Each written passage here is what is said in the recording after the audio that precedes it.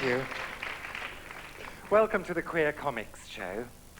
I hope no one objects to the word comics.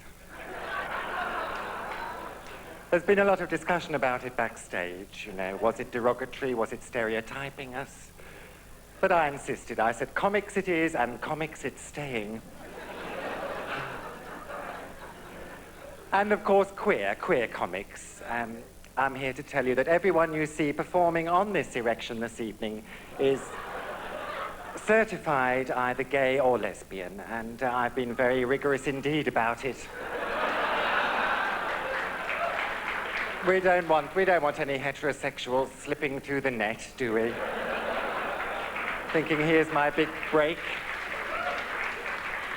But I don't want to go into too many details, but there have been rectal examinations backstage. And that's just for the lesbians. Everyone on stage is gay or lesbian, everyone backstage, everyone below stage or above it. All gay or lesbian. I don't think it's been done before. Not since the Waltons, anyway.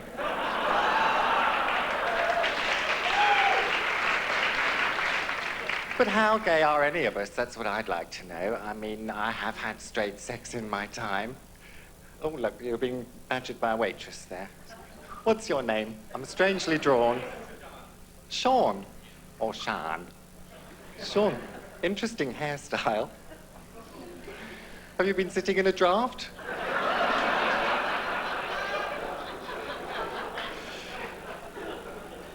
Well, Sean, have you ever had straight sex? No, I couldn't cope with it myself. It didn't suit me, all the squelchy, squirty business.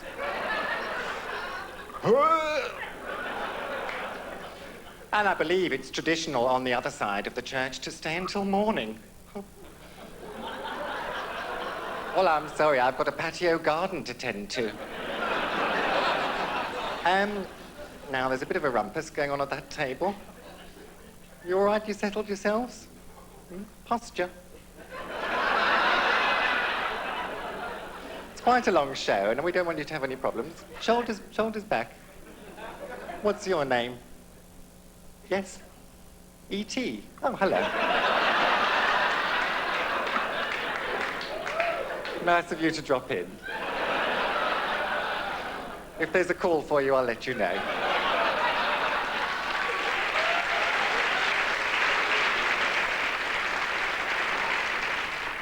Anyway, I think we'll press on now with our all-gay and lesbian show. The first act of the evening was in a show called Faggot with a Gun. He's a very pleasing young American with delightful bone structure. Would you welcome the very lovely Mark Davies? I thank you.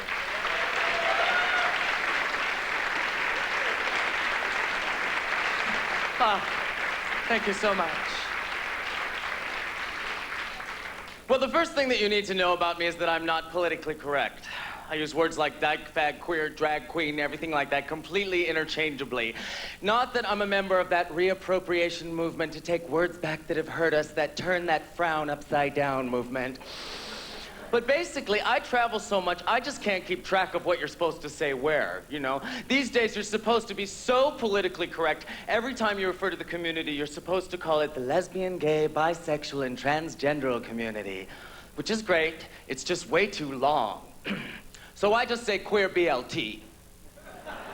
You know, it's simple, you can order it at a deli. Can I get the queer BLT, hold the straight acting gay white male? Because I don't need none of that shit, okay? Oh, thank you.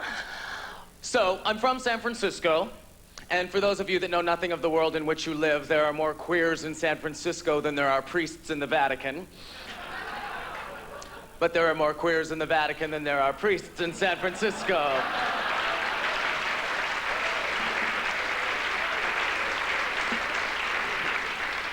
Except on weekends. So it's just kind of like that. I used to sit around with my mom watching old Katharine Hepburn movies like all my people do. And the cool thing about that is if you ever watched an old Katharine Hepburn movie, whenever she got mad, she would always take her earrings off. Did you ever notice that?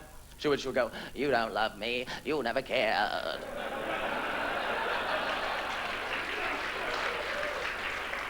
But if Katharine Hepburn were living in Montreal or London or San Francisco, she would have to say, "You don't love me. You never cared."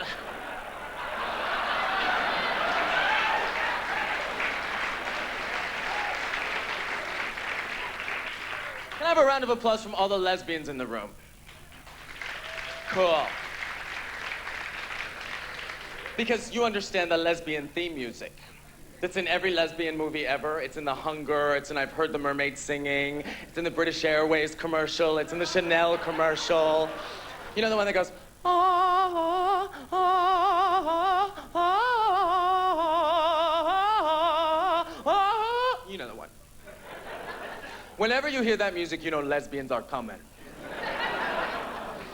But the other thing that's interesting about San Francisco now is that we have tour buses in San Francisco, double-decker tour buses that go through the middle of San Francisco with tours. It's a National Geographic special for straight people from Kansas, basically. You know what I mean? Because a typical day in San Francisco is usually something like, "Hey, Steve, what'd you do today?" "Oh, not much. Went to work, paid my taxes." "Oh, there's one of those tour buses. Supermodel work, work girl." You know.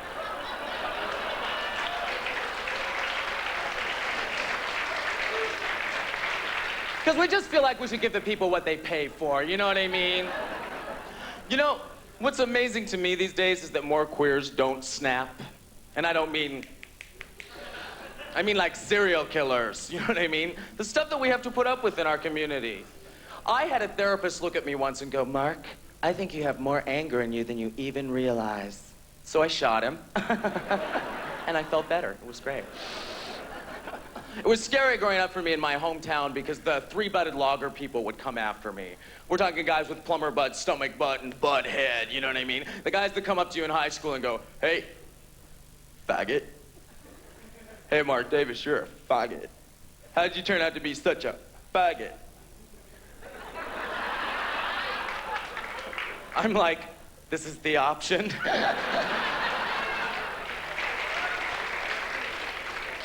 So this is the portion of the show where I usually talk about sex and relationships. I have the key to a perfect relationship. Find someone who is your physical, sexual ideal. Make up a personality for them and adhere to it regardless of what personality traits they actually exhibit. And you'll stay together forever. Happened to you, huh? Yeah, I'm sure, I can tell. Anyway, no, but I have a taste for men. I like big, burly leather men. I can't help it. It's just my taste. I love them big, you know? But I can't wear leather myself. I look like Leather Bo Peep. It's kind of scary. And when I walk into a leather bar, I sort of feel like Shirley Temple in a World War I movie. I'm all like, "Are you my daddy?" It's really scary. I had sex with a British leatherman once, which was very odd. You know, because it was really weird to hear that tough leather lingo come out with a crisp British accent. He was all like, "Oh, yes, take it, dude. Oh, yes, take it, come on." I was like, is this Howard's End? Because have you ever noticed how everything sounds better in a British accent? You could walk up to a person with a British accent and say something like, "Oh, my, what a divine syphilitic sore you have on your lip." And it sounds good. And they're so mean in the tabloids, the British tabloids, they'll just wreck somebody with one simple phrase, like Prince Edward. They're always referring to him as the bachelor prince with theatrical proclivities. What would you rather be, the bachelor prince with theatrical proclivities or the queen? In America, sometimes people take on British accents just so they'll sound better, like Julia Child, our cooking show host. I saw her drop an entire roast beef on the floor one time. She picked it up, she dusted it off, she looked straight into the camera and said, "And remember, you're the only one in the kitchen."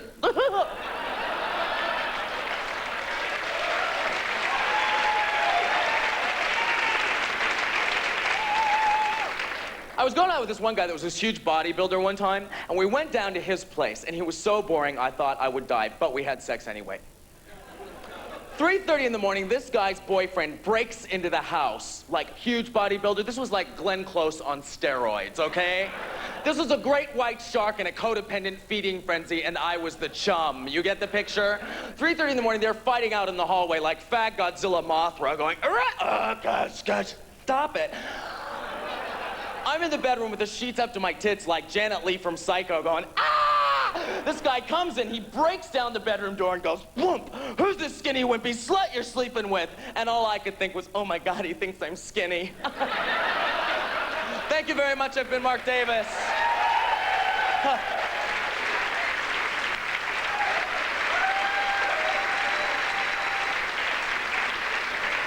The lovely Mark Davies. I don't know if I mentioned I'm hosting this evening, by the way, so we will be seeing quite a lot of each other. I hope we're going to get on. Oh, nasty. I think no, that's not right. That's one of the performers, I think, who objected to the word on political grounds. They've been back there with a nail file. That narrows it down, doesn't it? I think we need a technical person with a heavy metal T-shirt. Yeah, could you come on? Thank you. You sort that out. Hello. All lesbian and gay in this theatre. Don't know if I've mentioned that. Parlez-vous anglais? So nice. Can we have a shot of that, please? Yes, up on there. A stagehand's packed lunch, that's called. Lovely tea, by the way. Applause for our stagehands, I think. I don't know if people in England back home know, but you speak French here in Montreal, don't you? It's quite confusing. Here you are in, is it North America? And they're speaking French. I was in some bar in the gay village the other day, you know, that's where I was anyway, and I was talking to someone and I said, what's your name? And he said, Je suis direct. And I thought he said, I am direct. Now I quite like a bit of directness. I was waiting for him to say, kneel down. So I said, oh, moi aussi. Very confusing. Anyway, what was your name? Jean, how are you? Crossing your arms, just relax, breathe deeply, and enjoy the next act, because she's marvellous. She's a fellow Canadian, although she's going to perform in English this evening. She's, especially for us,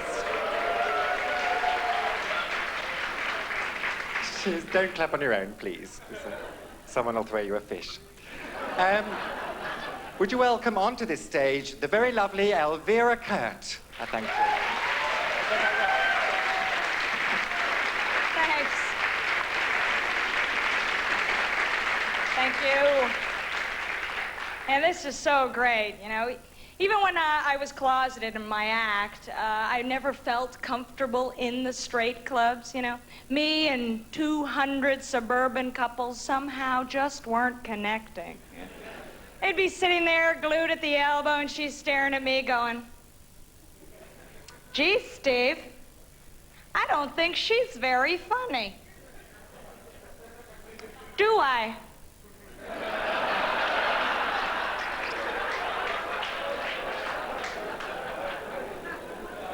And now I love coming out in my act. I love coming out to straight crowds because, you see, I never tell them right away. I like to suck them in a little bit. I'll do my weather jokes and my pet jokes, and just when they think I'm one of them, I tell them I'm a dyke, and it's like, ha, ha, ha, ha. Then it gets real quiet. All you hear is the sound of 200 sphincters snapping shut. Then that reality sinks in. If you're a lesbian and we were laughing at you, does that make us gay?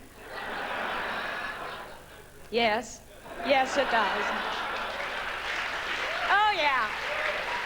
But don't worry, I tell them, you'll dress better and you'll treat your pets like children.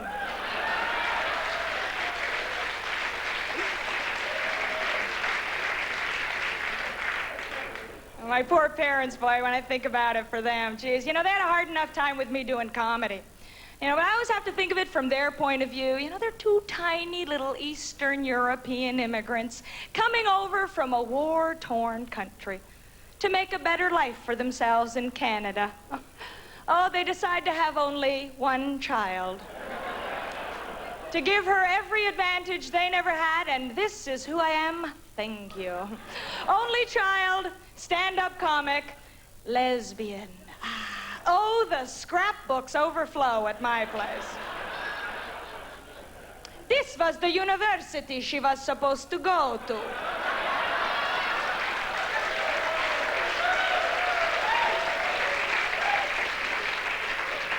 This was the man she was supposed to marry. This was her first girlfriend, Brenda. They said they were roommates. But we knew. It was all those cats.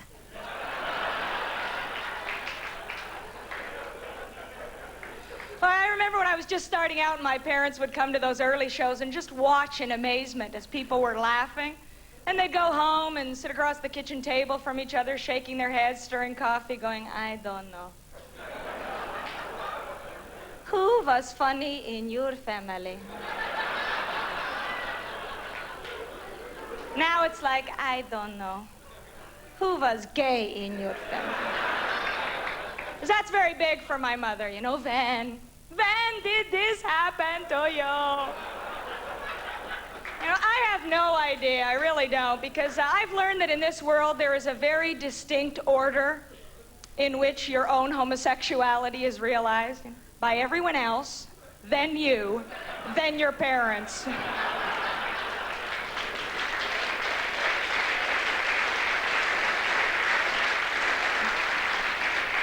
Yeah, but in my case, apparently, people knew when I was 4. I actually have a nursery school report card that says, nice child, but rarely stays on her own mat at nap time.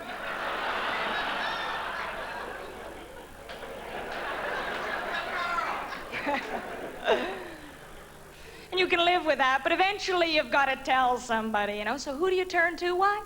Your oldest and dearest friends from high school, and you take them out for coffee one by one, and you're sitting there, okay. I have something to ask you. What is the worst thing I could ever tell you about myself? I don't know, you killed somebody. Worse. I am a gay lady. And they're like, we knew that. Of course, once you come out, you leave those old friends behind, you see. But the trouble is they always remember you from that time that you were coming out and really unstable. So when you bump into them on the street 10 years later, they're like, hi. Are you okay? Have you found a friend? Little do they know that you just took off your dog collar, your nipple clamps, and your dildo harness because you were leading the SM float on Gay Pride Day. Da-da-da-da-da-da, da-da-da-da-da. Woo! Yeah, I got some friends. Man, I'd love to tell my mother I was into the leather scene. Don't think of it as bondage and domination. Think of it as an extension of quality footwear. I'd love to see my mother attend a meeting of that support group, PFLAG, Parents and Friends of Lesbians and Gays. Hi, I wish I was dead.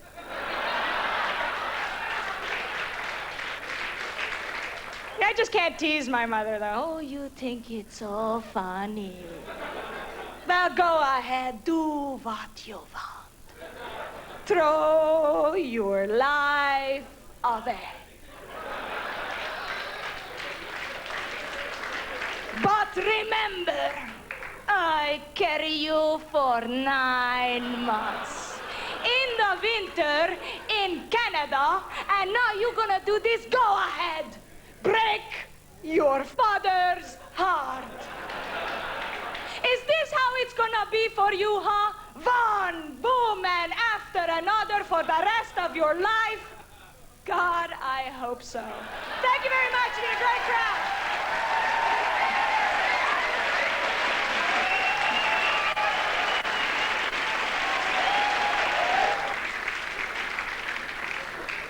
I'm going to get my nipples out shortly. Well, why not? You've paid for them. This outfit's a relic. You a bit warm? Anyone want a blanket or anything? This is a relic from a previous occupation. I used to work in the circus, but I gave it all up because you get fed up with getting sawdust in your ring night after night, don't you? I used to,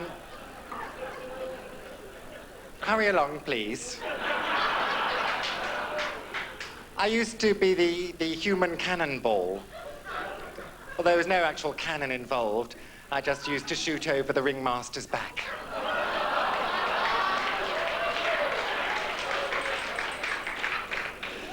Dear, I was also the strong man for a while, but then I pulled my posterior tibialis. And I think it was my posterior tibialis. Might have been someone else's. Anyway, the next act. Are you enjoying yourself? Good. Is it you a friend of Jean? Jean? Sorry. Oh, what's your name? Graham, you've got nice teeth as well. Don't cover them up. Show them. Open your mouth. Lovely. The next act is from Buffalo, which is funny in itself, I think. Also, he's writing a book called Growing Up Gay for Disney. But not only that, he's charming, he's charismatic, and he's going to be here in a matter of seconds. Would you welcome? No, I can't go yet. He wanted a stool. Got to do the stool. Sorry about that. He's very fond of his stools, the next performer. He clings on to them. So who are we to deny him? He's coming here now, and his name is Bob Smith. I thank you.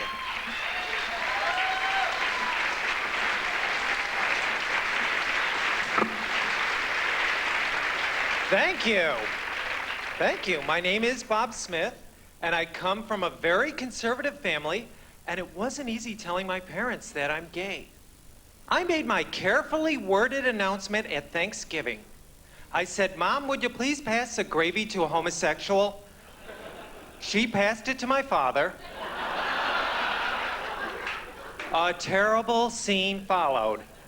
Then my mother says, "Bob, you're gay? Are you seeing a psychiatrist?" I said, "No, I'm seeing a lieutenant in the Navy." Coming out to your family takes a lot of guts because you don't know how your parents are going to react. My friend Michael told his mother, the first thing she said was, "I didn't spend $2,000 on an orthodontist so you can give blowjobs." Where did that come from? Imagine if she spent the money on a proctologist. My parents once said to me, "Bob, we never suspected you were gay. Get real." They once bought me a chemistry set. I used it to make my own line of skincare products. I was definitely a gay kid. My treehouse had a breakfast nook. Oh, yeah.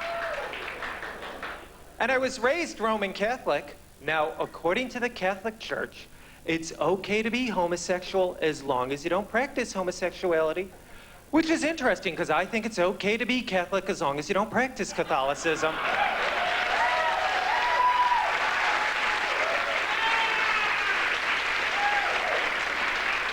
I don't get why the Catholic Church is so homophobic. Michelangelo designed the Vatican. And of course Michelangelo was gay. Only a gay man would spend 4 years painting one room.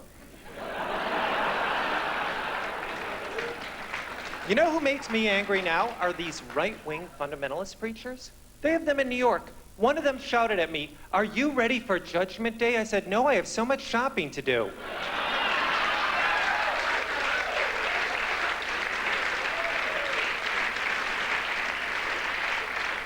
Now, you know I'm gay, but the most important thing you should know about me, because this formed my entire personality, is that my birthday's on December 24th. And we people with December birthdays now know from years of experience what the three wise men said when they delivered their gifts. These are for both your birthday and Christmas. The cheap bastards. Last year for my birthday, I was given a puppy. It's half poodle and half pit bull. It's not a good attack dog, but it's a vicious gossip. Now I have a little confession to make. In college, I experimented with heterosexuality. I slept with a straight guy.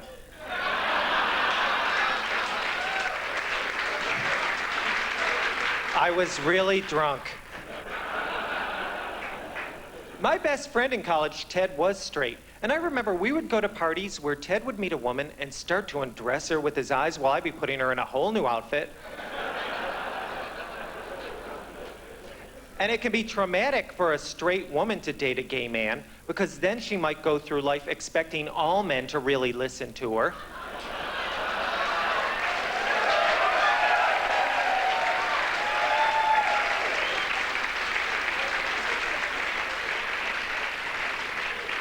I'm in a relationship, and I have been for over 5 years. Now, thank you. Tom's the best thing that ever happened to me, and when I moved in with him, right away I knew he was a marvelous interior decorator because back then we lived in a studio apartment in New York, and Tom, using mirrors, made it look like 12 rooms in Paris. When the sun came in, our sofa went up in flames. Please, we have track lighting in our refrigerator. You know who's making me angry now? There are right-wing groups in the US who are sending around this video called The Gay Agenda, which claims to represent our community. Now, it's all lies, but I do think the idea of a gay and lesbian agenda is great. I've come up with a preliminary one. I think you can boil it down to 2 things. Number 1, full civil rights. This includes everything from gay marriages to AIDS research and education.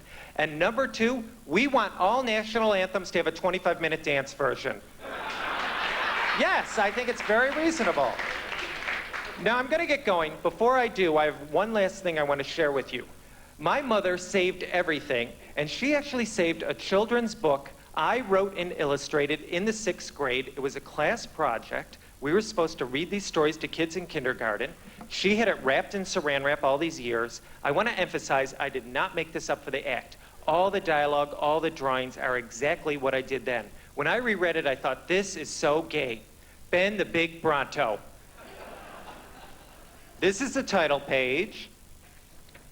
It even has a copyright. Only a gay kid would put a copyright.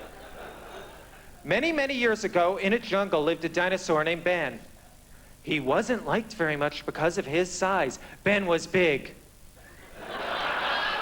Big's even underlined. Ben was too big to play tag and too big to swim. He had nothing to do. One day, a little dinosaur came to him and said, "Hi, my name is Tom. What's your name?"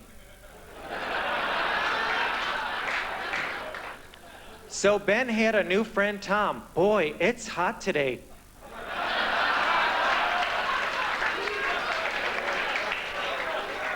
Do you want to go to the river, Ben? Tom asked. Winky, winky, winky.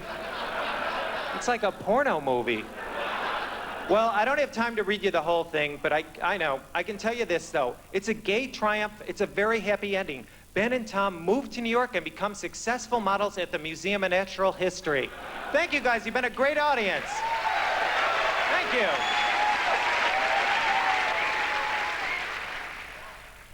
In America, and she's here to make her British TV debut. She's absolutely hilarious, and she's got lovely hair. What more could we want? She's the very lovely Suzanne Westenhofer. Thank you.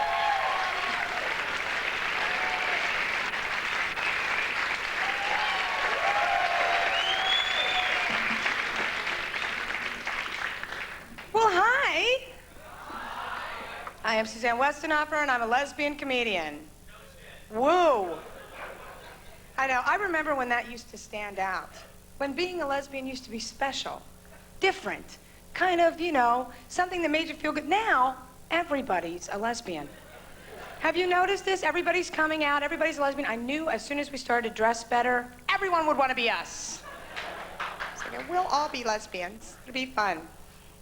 And it's so much fun because when I first started out, I was in New York, and I was doing gay comedy in straight clubs, but there was one club that didn't want me, and I'm not going to mention the name or anything. A comic strip. 3 times I auditioned for them, and don't you know, that little worm of a manager came up to me and went, "Oh, well, you're really good, but I don't think we can use you, because we groom our people for TV." And I don't think there'll ever be lesbians on TV. I'm like, no lesbians on TV? What about Wimbledon?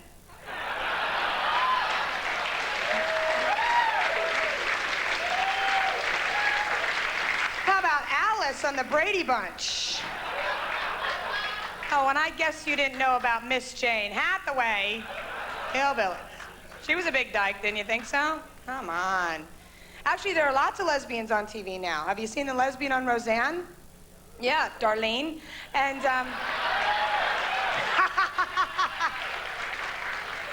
you just watch her and you just go, please. We are not fooled. So much fun. I've been traveling a lot. I did 5 weeks at a straight club in Dallas, Texas. I'm in Dallas, Texas doing gay comedy in a straight club. Why? It was amazing. I did not get heckled once. It's absolutely true. That's because I told them if they heckled me, they'd have gay kids.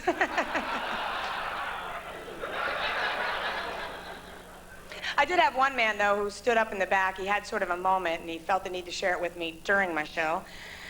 And he stands up and he goes, hey, did you get that way because you'd some kind of bad sexual experience with a guy? I'm like, yeah, like if that's all it took. The entire female population would be gay, sir.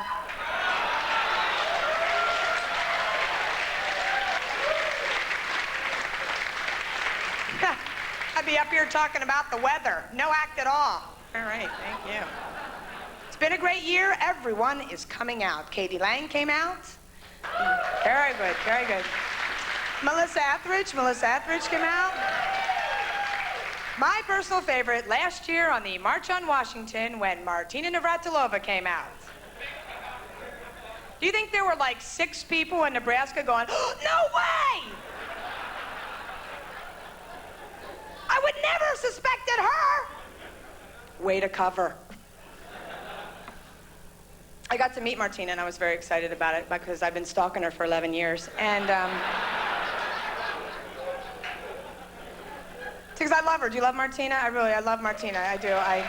Amazing. But I love her for 2 reasons. The first reason I love her is because during the entire 10 years when she was #1, and the press would say all that evil shit about her, they'd be like, oh, she's bi, she's gay, she's on steroids, she's a man. She'd be like, yeah, whatever. Give me another $1 million. But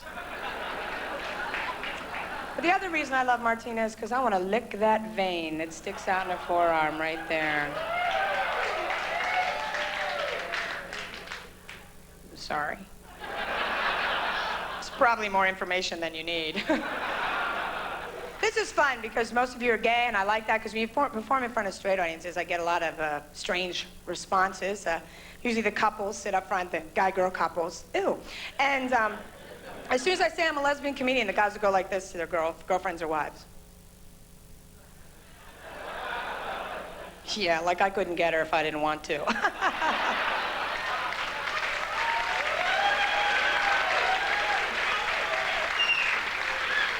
Oh, I'm so scared, Sparky. Yeah, that'll keep me away. Sure.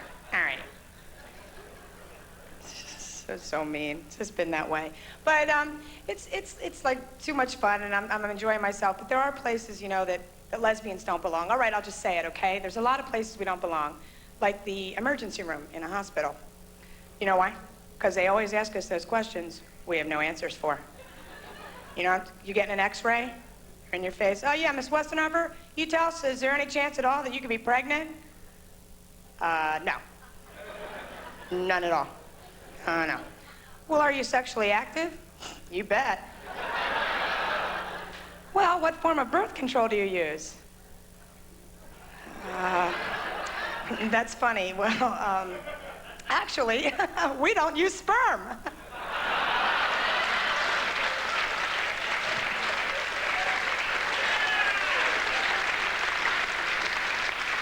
Oh, but you know, just once, I want to have the guts to look that nurse right in the eye and go, well, actually, my girlfriend pulls out.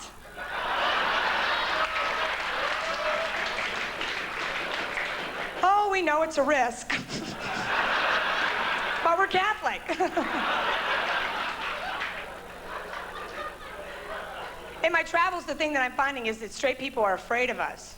Cool. But I've often wondered to myself, how afraid of us are they? I mean, do like packs of straight people stand around and go, oh my God, Bill, don't go down there. That's a homosexual neighborhood. Oh yeah, they'll do your hair. Haven't you heard about all those drive-by gay perm jackings? Get out, you look like hell.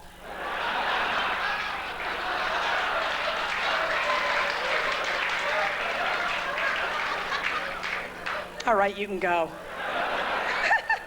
Yeah, we're fearsome. We are not fearsome. Even the most fearsome of the gay people are not fearsome. I stood in front of a gay bar once and saw about 10 leather guys, and I mean, they were in full leather. The collar, the harness, the nipple clips, the boot, the whole thing, they're, you know, fearsome, right? And it started to rain like 5 drops, and they went, ah!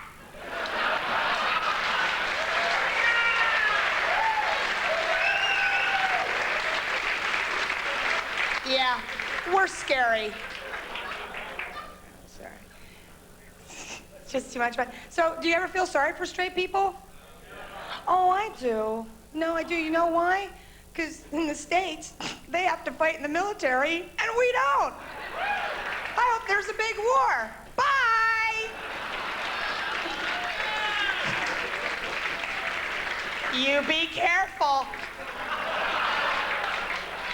We'll take care of your wives.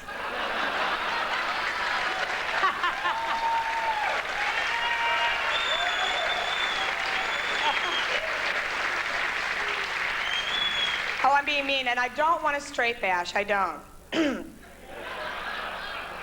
No, I like straight people, I do. I just don't want them teaching our kids.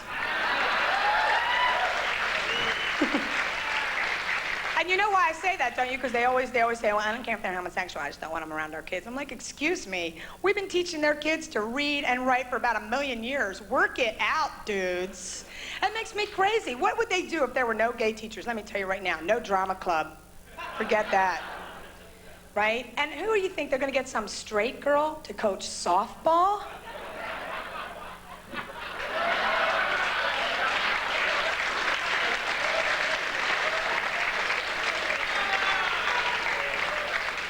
Not in this lifetime. And for 11 years, I bartended in a straight club because I'm liberal. And, but I charged them double. It was great. 4 beers? Yeah, $87. No, I swear. But I was totally out. Hi, can I get you a cocktail? I'm a lesbian. Hi, how you doing? You know what that does? It sets you up for every question they have to ask you about, right? So I got some good answers after a while, right? Because they would do this. So, what do you guys do in bed anyway? What do you do? I mean, when you're in bed and you're like, it's the do. What do you do? And I go, well, you know, it's a lot like heterosexual sex, only, well, one of us doesn't have to fake the orgasm.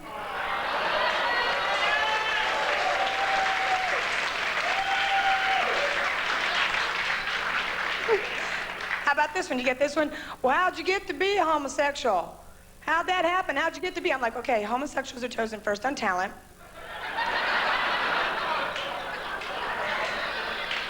Then the interview portion in swimsuit and evening gown. I think you know this part, right?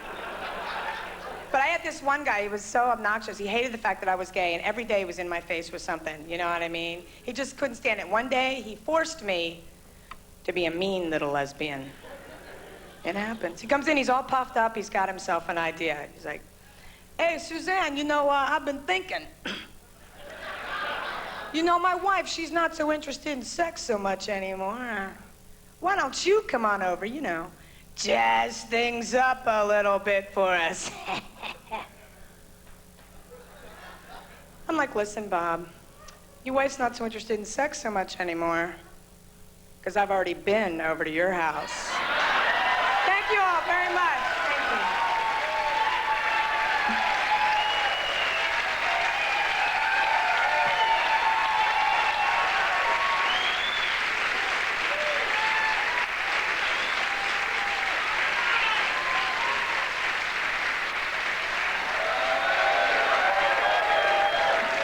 Thank you, Suzanne Westenhofer. This old thing. Who said they wanted to marry me earlier? Oh, you don't put your hand up, that's very polite. if I wanted to stay in Canada, would I have to marry someone? Can you just say, oh, I like it here, I'm stopping, or not? Because in England you can't. You have to marry someone. I might stay here because I quite like it. You have things here that we don't have in England, like friendly people. I went down to some club, well, it was Le Trac, the other day, and someone came up to me and was talking to me, and he wasn't speaking in French, he was speaking in English, so I understood. And he said, what did he say? He said, we'd only just said hello, you know, and being sort of polite and getting acquainted, and he said, there's a park out the back, you want to come out the back with me? I want to suck you to the last drop. Oh, we don't say that sort of thing in England.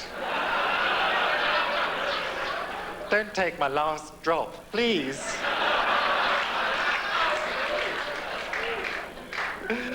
Oh, we'll have to cut that bit out.